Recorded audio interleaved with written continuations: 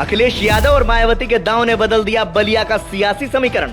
भाजपा उम्मीदवार के सामने जीत की राह नहीं आसान, अपने चरम पर बलिया सीट का चुनावी घमासान। उत्तर प्रदेश की बलिया लोकसभा सीट पर 7वें और अंतिम चरण में 1 जून को वोट डाले जाएंगे। बलिया लोकसभा सीट समाजवादी पार्टी नेता और भारत के पूर्व प्रधानमंत्री चंद्रशेखर की सियासी जमीन रही है। पूर्व प्रधानमंत्री चंद्रशेखर इस सीट से 8 बार चुनाव जीते थे।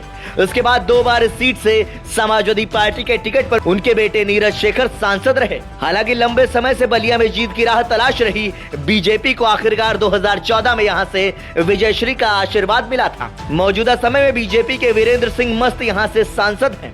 बीजेपी यहां से जीत की हैट्रिक लगाने की भरपूर कोशिश कर रही है, तो समाजवादी पार्टी अपनी खोई हुई सीट को पाने के लिए एड़ी चोटी के जोर लगा रही है। बीजेपी ने इस बार बलिया लोकसभा सीट से पूर्व प्रधानमंत्री चंद्रशेखर के बेटे नीरज शेखर को उम्मीदवार बनाया है, जबकि समाजवादी पार्टी ने सनातन पांडे को मैदान में उतारा है। वहीं बीएसपी से ललन सिंह यादव सहित कुल 13 प्रत्याशी चुनावी मैदान में हैं। आपको बता दें कि सनातन पांडे साइकिल पर सवार होकर लगातार दूसरी बार अपने राजनीतिक भाग्य का फैसला करने के लिए चुनावी रण में आए हैं। साल 2019 के लोकसभा चुनाव में बीजेपी के वीरेंद्र सिंह मस्त ने सपा के सनातन पांडे को 15,519 वोटों से हराया था, जबकि 2014 के चुनाव में मोदी लहर के आगे बलिया का किला भी ध्वस्त हो गया था और बीजेपी के भारत सिंह ने सपा के नीरज शेखर को 1,39,000 वोटों से परास्त किया था। सपा छोड़कर बीजेपी में आए नीरज शेखर। बलिया पर लंबे समय तक समाजवादी पार्टी नेता चंद्रशेखर का कब्जा रहा।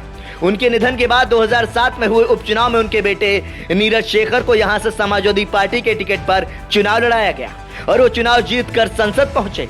उसके बाद साल 2009 के चुनाव में भी नीरज शेखर सांसद चुने गए, लेकिन 2014 के चुनाव में मोदी लहर के आगे नीरज शेखर टिक नहीं पाए और भारत सिंह के आगे पस्त हो गए।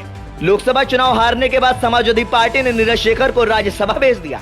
साल 2019 में नीरज शेखर समाजवादी पार्टी छोड़कर भारतीय जनता पार्टी में शामिल हो गए। उस दिन वो भाजपा से राज्यसभा सांसद भी चुने गए और वर्तमान में राज्यसभा सांसद हैं। बीजेपी ने उन्हें इस बार बलिया लोकसभा सीट से टिकट दिया है। सरयू और गंगा नदी के बीच बागियों की धरती बलिया लोकसभा क्षेत्र में विधानसभा की 5 सीटें हैं। बलिया नगर, फेफना, बैरिया, जहूराबाद और मोहम्मदाबाद सीटें आती हैं। इनमें 3 पर समाजवादी पार्टी, 1 पर भारतीय जनता पार्टी और 1 सीट पर सुहेल देव भारतीय समाज पार्टी का कब्जा है। ब्राह्मण और यादव वोटरों में सेंध। समाजवादी पार्टी ने बलिया से सनातन पांडे को टिकट देकर ब्राह्मण वोटरों में सेंध लगाने का प्रयास किया है। उधर बहुजन समाज पार्टी ने ललन सिंह यादव को टिकट देकर सपा के परंपरागत यादव वोटरों को अपने पक्ष में करने की कोशिश की है।